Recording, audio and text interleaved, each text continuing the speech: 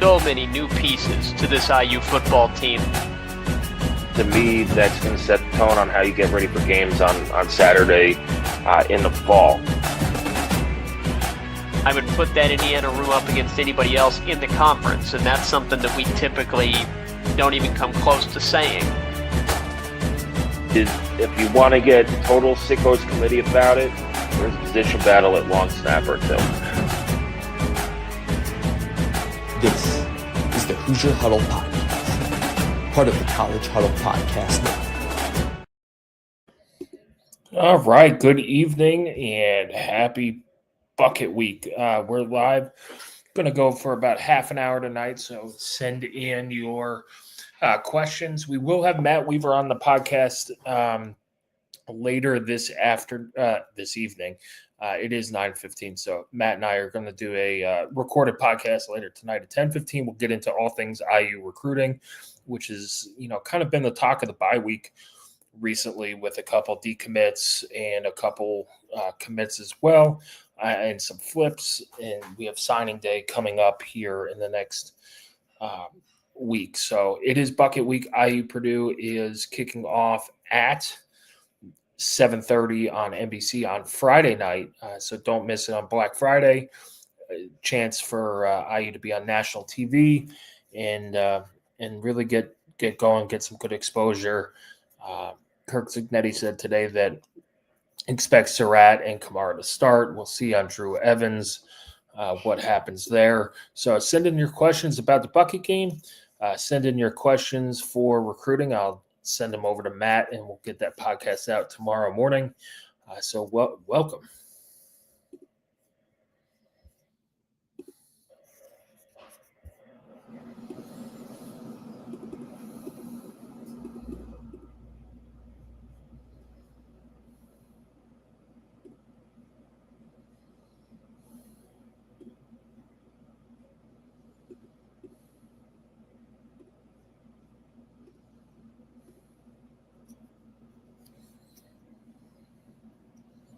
Send your comments in on X, on YouTube, and we'll get started here. Jamie Jordan from IU Reactionary should be able to join us, as well as Alex Compton. So we'll get going here and get some conversation going. But yeah, Indiana's 11-0, going for 12-0 and a 9-0 undefeated regular season. Of course, you want to win the Bucket game to get there. You're sitting pretty for the Big Ten championship game as well. All those tiebreak scenarios are on the site. All right, Jamie, how are you doing? I'm good. Can you hear me? Yeah, I could hear you. Okay, perfect. I just wanted to make sure that all the stuff I have going on here is working here, because I got different stuff for work versus this kind of stuff. Yeah, work and not work. Correct. But yeah, Jamie has been an awesome addition, despite his Boston fandom, to Hoosier Huddle and the IU Reactionary series, we'll call it. Has been a fantastic addition to the site. Jamie, what did you do during the bye week when there was no IU football, and then we'll look at the Bucket game. Sure. Yeah, So I actually watched a lot. I typically always watch football regardless on Saturday, but I watched a lot of games, and it was interesting watching something like teams like Wisconsin play. I thought Penn State was pretty interesting. Seems like those two are actually playing better football right now. Nebraska isn't very good, but I mean, Penn State put a whooping on them. So that made me feel a little bit better, because I know IU has struggled down the stretch here, as they seem to be like they're tired or they're injured or both. Yeah, they're missing key pieces at key spots. We talk about Drew Evans all the time and his record when he's on the field with IU. He's been out. You're missing an All-American wide receiver. You missed Aiden Fisher for a game. So, yeah, it's a lot of injured. Bye week came at a perfect time, but, oh, man, Penn State looks really good. I think I saw a tweet somewhere that said, "Man, how did James Franklin mess up that team?" And all that. Yeah, I honestly that is one of the bigger questions because I actually think James Franklin. I didn't think he was like a game changing coach, but like that team is loaded. So I don't, and even when they had Drew Aller. So I mean, I don't know what he was doing, or maybe he was trying to get out of it. I have no idea, but you never know. Yeah, and then Wisconsin looks like. I mean, Wisconsin again had a dominated defense, Right. a good run game, and they put the hurting on Illinois. The game, I kind of watched Notre Dame just because the beginning of that game was so crazy.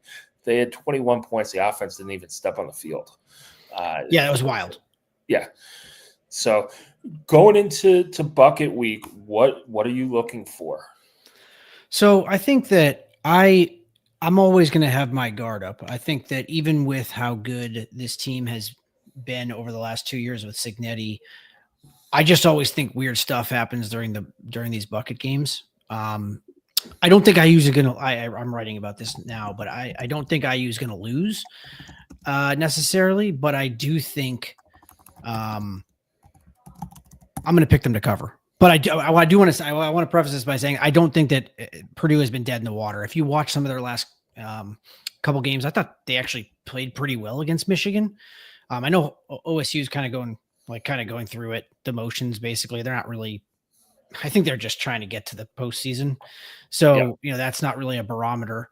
But I just feel like for me, looking at this game, I think that it's going to be cold. So we're going to have to see how IU reacts to that, especially with, I think Curtis Rourke being from Canada kind of helped him out.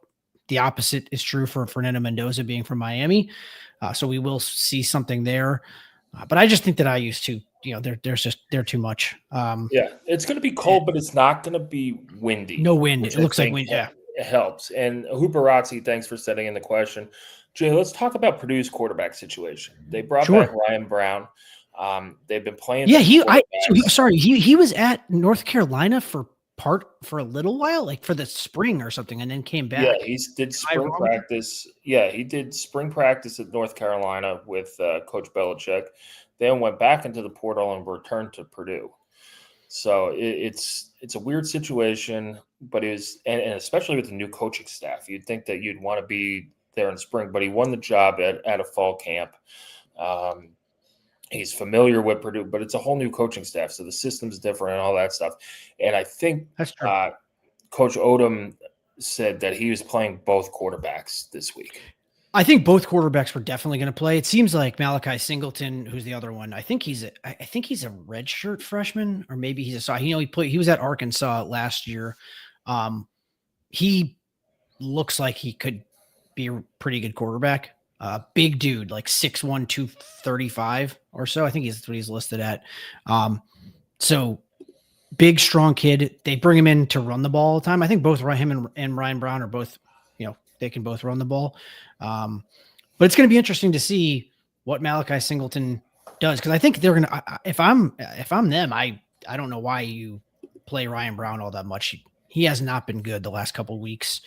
I know he had an injury earlier in the season, but like, why not just see what you got with Malachi Singleton, especially in a game like this, and maybe use both of them? Obviously, I guess would be fine, just to kind of show two different looks, I guess, because Singleton's much more of a runner than a passer. Brown seems like the opposite of that. It is going to be interesting. I think that the biggest problem that Purdue is going to have throwing the ball down the field is just. Their offensive line is not nearly as bad as it was last year. I just think IU is going to be looking to. I don't know. I think defense is going to be looking to make a statement here. Yeah, I think so too. And to me, if I'm Barry Odom and that offensive staff, both of these guys are sophomore eligibility, right, and are probably going to be part of. That's what CFP stats says. I don't want to give Purdue's website any more clicks than I have to this week. But yeah, so to me, it's kind of like maybe this is a tryout for next year, because we all know the old Walt Bell saying, "Oh, we've got like 4 quarterbacks." Well, when you have multiple quarterbacks, you usually don't have one. So that's kind of what Purdue is going in. I think IU's defense is going to tee off.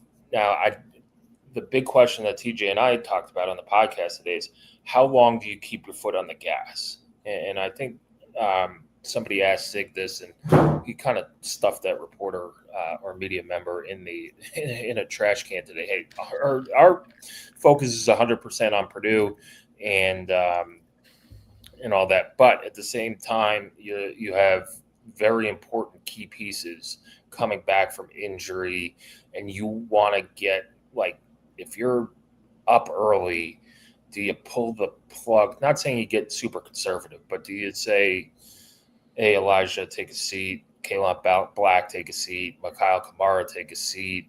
I doubt Drew Evans plays. I just don't think you put him out there in that. But all those guys, like Khalil Benson, how's his ankle? Because it clearly has affected him, his mobility, and he's gutted it out, and he deserves credit for that. But it's affected his mobility. Hey, maybe let's take our foot off the gas that way. That's the wrong way to put it, but yeah. No. I mean, so let me just jump in. If it was me in that situation, I mean, I'm not. If there's any twinge at all with any of these guys, I mean, I'm just hesitant. Especially at 2026, especially with guys like Brendan Frankie, they didn't give an update for, but it looked like a groin injury, and you're not going to need him anyway. And it's 26 degrees. And look, we're all that's the thing dudes. For me. Any of the soft tissue stuff, the cold weather, that's scary to me. But I would like to see, would it be awesome to see those guys? Sure. Maybe they need a tune-up, but yeah, I mean, I'd be getting, if they're going to play, I'd get Surratt, give him a quarter, see what's what. Kamara, I mean, it seems with him, it's a shoulder injury, and it seems like it's like popping in and out or something like that. Obviously it's painful, but it's something to do with, like that. But a little Juwan Morgan shoulder. Yeah, there you go. And that a good reference there. But I guess my point is more that for me, I would just want to limit the amount of snaps that they have altogether. And with the way Charlie Becker, specifically with Surratt, is playing, I don't know, unless he's truly 100%, which he could be, because he was pretty close to going. And against Wisconsin, he's had the extra week of rest here. Maybe he's good to go. But I mean, I'm just was kind of quickly perusing PFF here. Purdue's offensive line, like the interior of the offensive line, is not very bad. The exterior is really bad. Joey Tenona and Bakine Coley, they have allowed 59 pressures and 14 penalties against. So I don't think you need Mikhail Kamara if there's any, you know what I mean? Like, don't push it. Like you get in Daniel Ndukwe some snaps, he's not redshirting or anything like that. Maybe get some of the other guys some snaps. I don't know. So that would be the way I would go, but Sig likes to just, I mean, he's, if you're close to being healthy, I want you out there. So, yeah, I mean, everybody does. And I think it's not an FAFO game. You don't want it to be like that. And if you start, like, you got to prepare for it. Like it's the biggest game on the schedule because it's the next one, but that's how you got to prepare for it. You're not preparing to hold out, but you go through warm-ups, and I think they did this with Surratt at Penn State and Wisconsin. How do you feel? Okay, yeah, I feel about 90%. Okay, take a seat. Maybe he feels 100%. You play him in the first half. You get up big, coming out of halftime in the cold. Maybe you don't let him go 100%, and you sit him. This isn't going to be the let's play Fernando Mendoza 4 quarters when you're up 50 points to pad stats. I think that's a short-sighted view. As awesome as it would be to help his Heisman campaign, I do think he's the front runner, and it will come down to the Big Ten championship game. Especially if it's Julian saying against Fernando. But let's get to some questions. Adam said, getting ahead of ourselves, will you guys be in Indy December 6th, and what kind of tailgate do you think the Alumni Association will put together?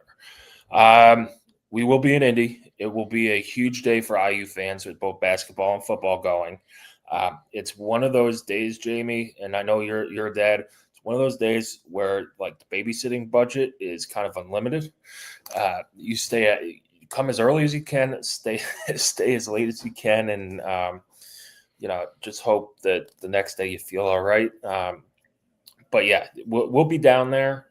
I think the Alumni Association, they do stuff really well. I don't know up in Chicago they have stuff, but like when we've gone to away games, they had something in Oregon and they set up a tent and all that stuff. I'm sure they'll typically they have a tent and otherwise if it's an away game, they have a tent, but they also typically have a bar meetup type situation. Yeah. When we went out to Oregon, we had a bar meetup. Now it wasn't the Alumni Association. It was put together by fans. Okay. They rented out the back room at a bar. For Indianapolis, the way it's set up, I guarantee you they have a bar set up. And being down there for a couple Big Ten title games, that's what they do. Alumni associations will reserve the bar, and that'll be the official one, and then fans will spread out all over Indy. We're trying to put together a group. Like we were a little late to the game getting reservations at places, but put together a group, maybe meet on Georgia Street before basketball, and then in between basketball and football. To go to different places to enjoy it because they have a nice setup. More TDs or punts for IU's offense on Friday. I kind of said this to TJ as well on a best bets. What's going to be higher is Purdue's team total or the temperature. Temperature is around 26 degrees. I think everybody at IU would be kind of mad if they went over that. So just to like Purdue is averaging up. I mean, they're putrid in offense. They've only averaged 20.2 points per game. That's 118th in FBS. I mean, that's just awful. They're also minus 10 in turnover margin. So it's like, it would be, so for me with the way that I see this game going, I don't know if IU is going to kind of like choke them out like they did last year. I just think that they're going to kind of slowly, methodically go down the field. I hope, at least that's the game plan is just to kind of, you don't need huge chunk plays over and over again. Just kind of dink and dunk them into submission, kind of like you've done with a lot of teams all year. So over under IU punts or was it IU punts or Purdue scores? IU touchdowns or IU punts. What's more? Oh, I think it's IU touchdowns. I would say I think that IU's going to. I mean, I've just been going. I wrote this a bunch of this yesterday, and like just going over Purdue's numbers, like they are just not very good again. Yeah, and I could see IU kind of. If you remember the Oregon game at Purdue last year, they came in. It was a Friday night game, and they just. I don't want to say they grinded out a 35-0 win, but they took care of business, showed no doubt, and were like, let's just get out of here. I thought Ohio State has been doing that, and they kind of did that as well. They did that at Purdue too. Yeah, it was, hey, let's get up, let's win by convincing margin, to where it's not like 27-10 or something like you look back on and go, how do you let up 10 points to Purdue, or how is it a 17-point game and you give them whatever committee they have like a discussion point. It's take care of business, kind of like the Wisconsin game for IU, except you want it to look a little cleaner and sharper. Like just see, I'm thinking kind of the same thing. The difference is that I wrote about this as well, but like going into that Wisconsin game, that their defense, I was really shocked at how good their defense is. If you look under the hood, kind of like, oh yeah, they're getting killed in these games. They're actually playing pretty well on defense. Their offense is just so bad that they're on the field so much. That's just not the case with Purdue. I mean, I'm just looking at the EPA. No, that might be a thing like that. IU, they're not going to sit on the ball, but you could have 7 drives and score 7 touchdowns, and then in the second half, just give the ball to Kobe Martin, and Purdue could do what Illinois did and just let them run wild, or you could kind of just run out the clock that way and limit possessions. I did say 52-3. I heard. I think I was listening to it. I don't know if I got there actually, but 52-3 that's not bad. 52-3. I think with the cold, I think Purdue is going to try and limit possessions, but their offense is so bad, and things like that. And if if IU's offense could get into rhythm,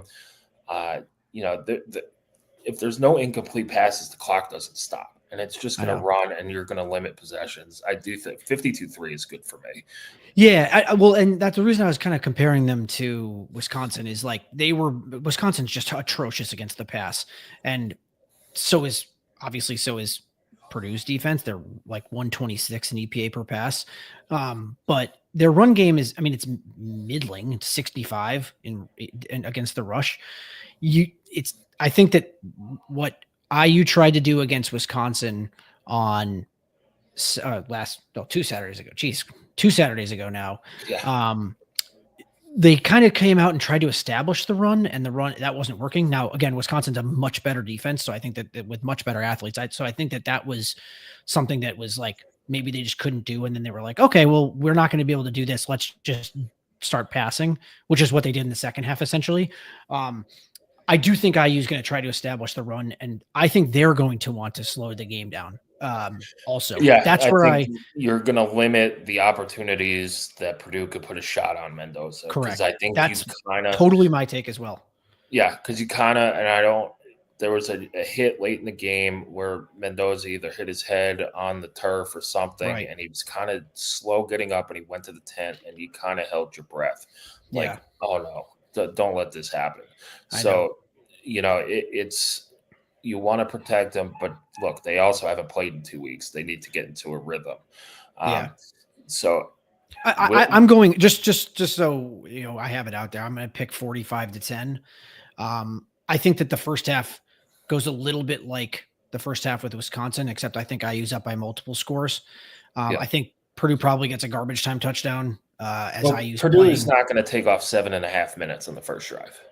That's also very true. I didn't even really think about that, but that's also very true. They are not going to, and especially I wrote about this too. But like Devin Mockabee, as much as I can't stand Purdue, that kid laid it all on the line for that school. So it's too bad that he's not out there. But the other kids are fine. The other guys that they have running, but they're not. Devin Mockabee was legit. I think he's forced like 30 more tackles than Roman Hemby. And now Roman Hemby is not that kind of back where he's like, busting tackles and stuff all the time. But, it just puts into perspective, they basically have the same amount of carries in their career, and one's got 30 more missed tackles forced. So I think that they're going to be missing that. And I don't think that they're going to be able to sustain drives against IU's defense. No, you're not going to see them. They might go for the 4th and 1s or 4th and shorts and stuff like that, but they're not going to have the efficiency that either Wisconsin or Penn State had. As well in the running game. I just do want to comment. We'll have Matt Weaver on the podcast later tonight. We're doing a late night recruiting podcast. I will ask him about the decommitments.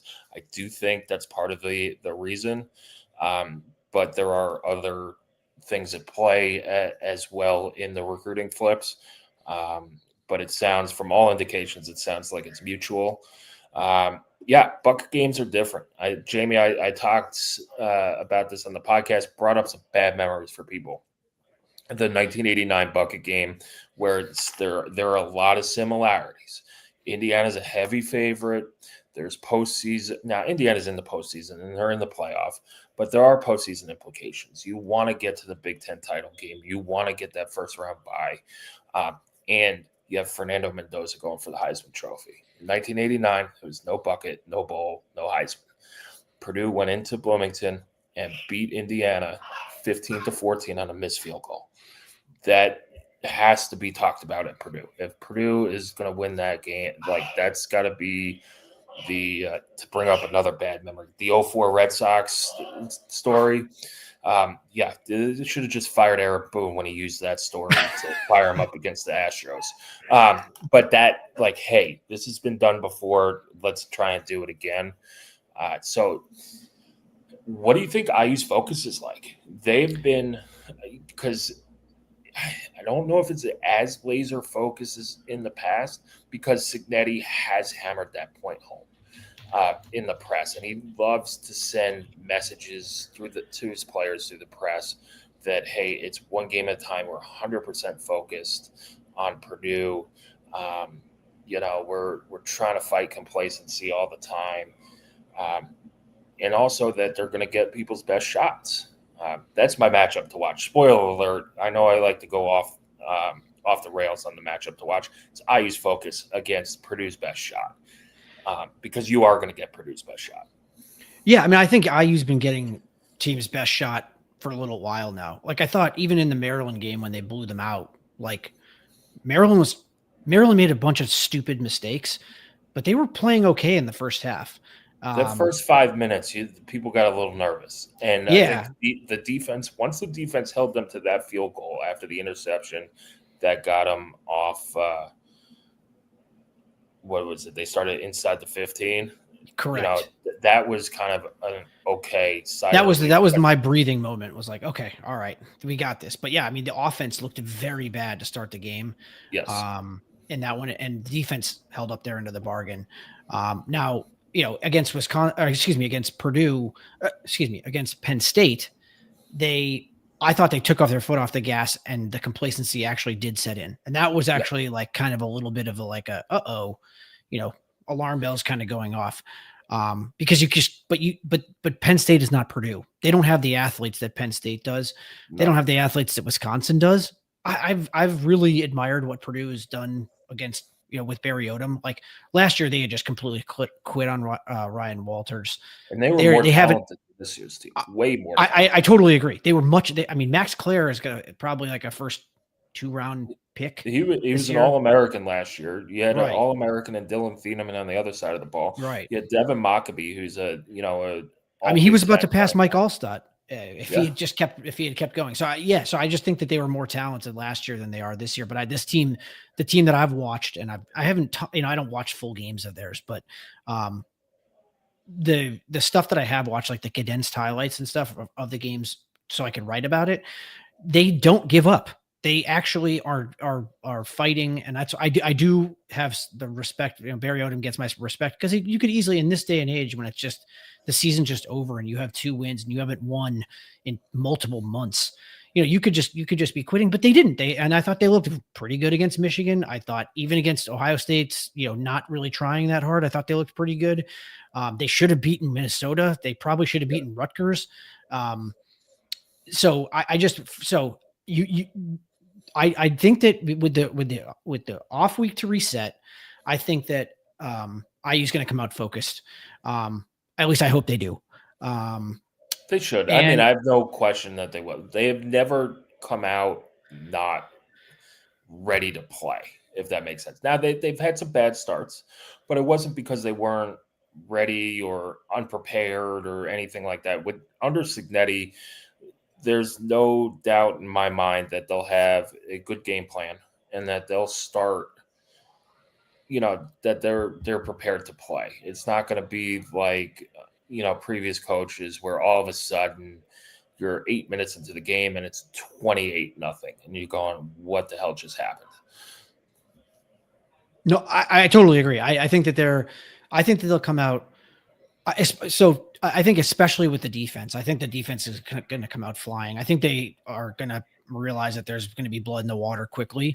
But again, this is a quarterback that, they've kind of, both of these quarterbacks can run. So I think that IU's kind of got to be looking for that. I also am hoping to see that they don't. Yeah, but it's not all that much of a changeup anymore. Like you went through, and you make a good point. Like you got to watch it, but it's like it used to be kind of like running the option. But you played Ian Maliava, Aiden Childs, who ran the ball well. The kid from ODU, Joseph Colton, smacked you in the face a couple of times. You played Dante Moore, who could run, and you did okay. Gronkowski could run at Iowa. So it's like you're kind of used to, hey, my antenna's up for the quarterback run. No, and I agree with that. What I was going to say was that I think that that's kind of the only thing that they need to really worry about, because if you look at the numbers for Purdue, like they're not explosive at all. And so I think that the only thing that can really get this team is the blown coverage, which to me, honestly, that's focus. It's what I have been a little bit surprised about this year has been that. And then they're good for one blown coverage a game. Correct. And then the other thing is over pursuit the running back and letting the quarterback kind of scramble around. Now, I don't know if it's going to happen in this game. But those are the two things to me that it's like more focus related. However, I just have a hard time seeing Purdue moving the ball that much, just given what I've been reading and the numbers I've been looking at here. Yeah, we'll go another 5 minutes, a little bit. What do you expect out of this crowd? There has been Purdue is selling it as a blackout. It's not really sold out yet. There's a couple seats left. But there's a IU fan movement on social media to stripe out Ross-Ade Stadium. What percent is it going to be 50-50, or will it be more IU people than Purdue, or the other way around? I think it's I don't 50-50 seems like the Purdue fans regardless have been pretty good about showing up. I don't think they're going to need, like, this is their Super Bowl here. So I would not be surprised if it's 60-40 Purdue. I think there's going to be a ton of IU people there though. Yes. So there's always a lot of IU people there. But it's also going to be weird because there's no students. That's another thing that is, like, it's such a weird time that it's Friday night. That's very weird to me. So I don't know how it's going to look, but it would be awesome if it was 50-50. I do think that, like, when I was at I obviously saw you there, but I was at the Northwestern game, and I thought that was like, there was like more IU fans there than Northwestern fans. And it was like a huge boost. I felt like the team was like feeding off the crowd a lot of the time. So that would be a huge deal. And I know that IU fans have shown up everywhere. So I have no doubt they'll show up. I just don't know if it's going to be 50-50 or if it's going to be, 40-60 IU to Purdue. I hope it's 50-50. It'll be interesting to see how many Purdue students show up, because they have on the Saturday games, their students will show up for this game. We'll see if on Friday night at 22 degrees. Yeah, that's yeah, I agree. That's the big question. That's what I'm waiting to see. Yeah. But I think the rest, if you've seen Ohio State play there, like that whole side outside of the student section is red. And you could call that probably 40%. I would think that, because you can't see the press box side. Yeah.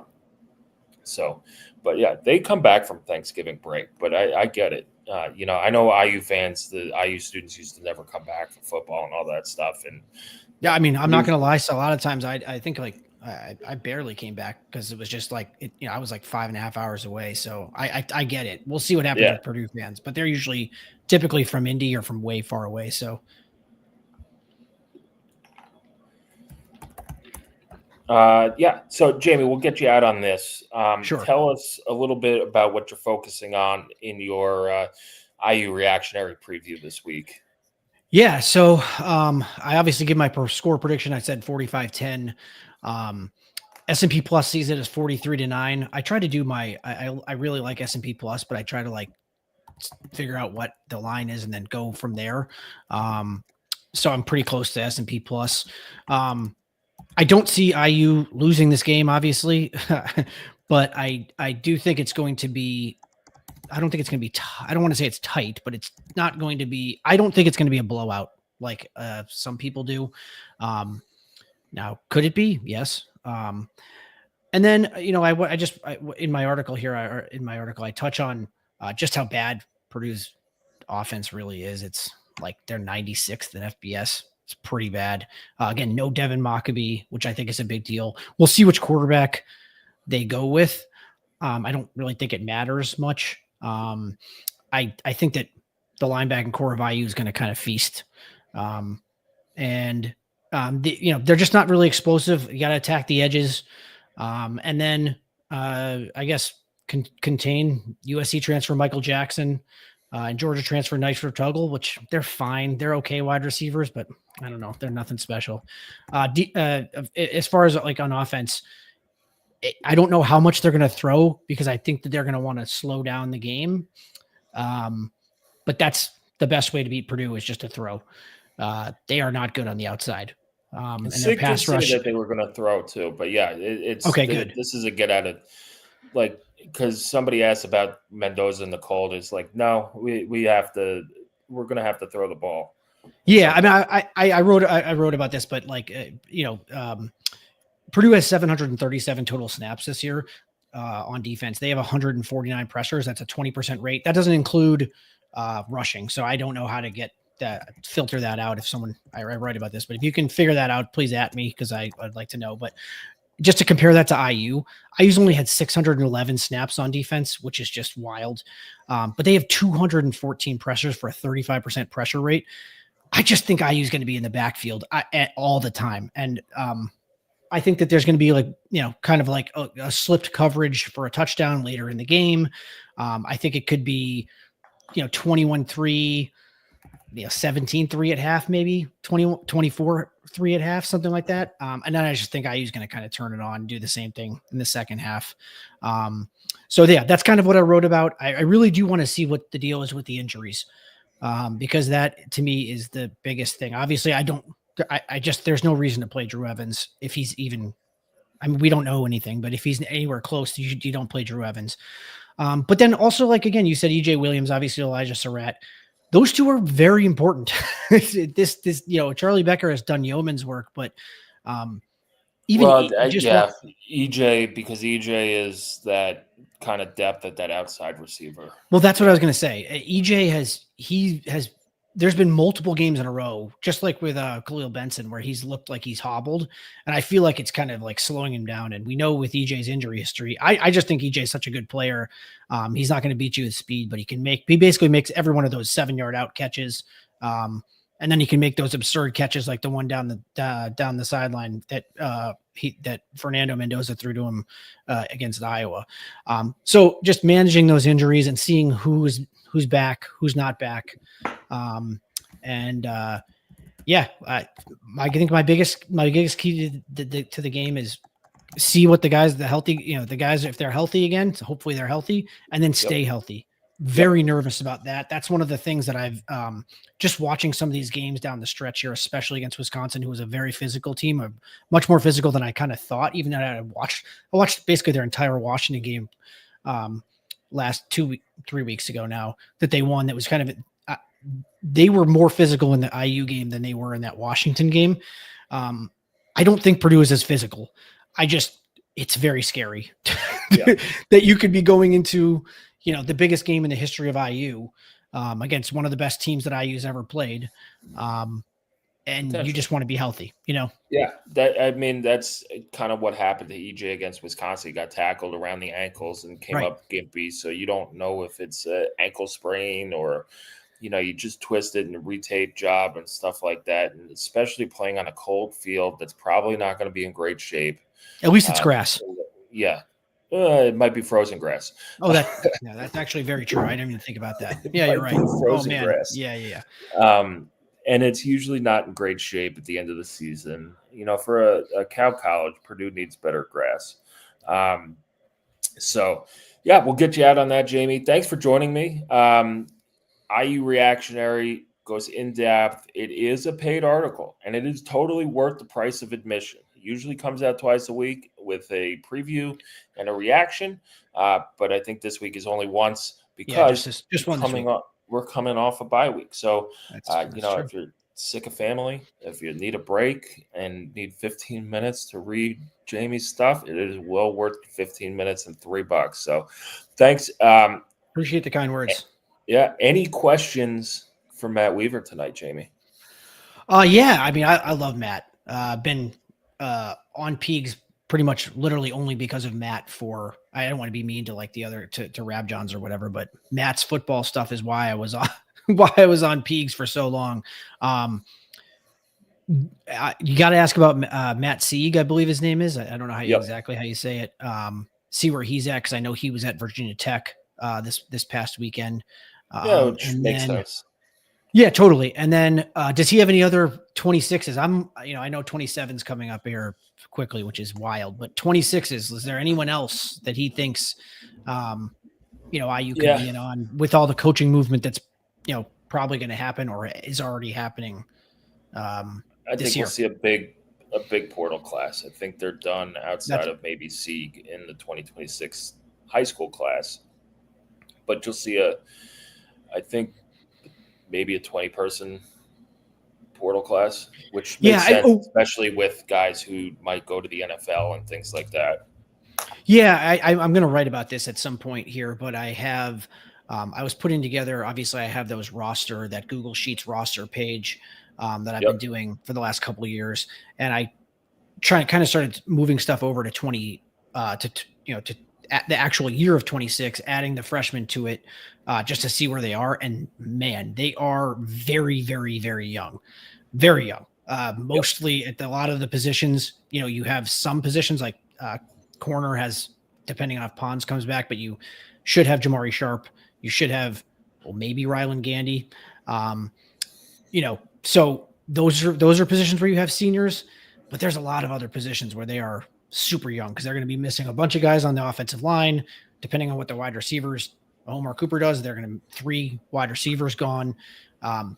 Anyway, so yeah, you could ask him if he thinks, you said 20. I mean, do you think they go young or do you think they go do you think they do go development guys or do you think they go strictly seniors, that kind of thing?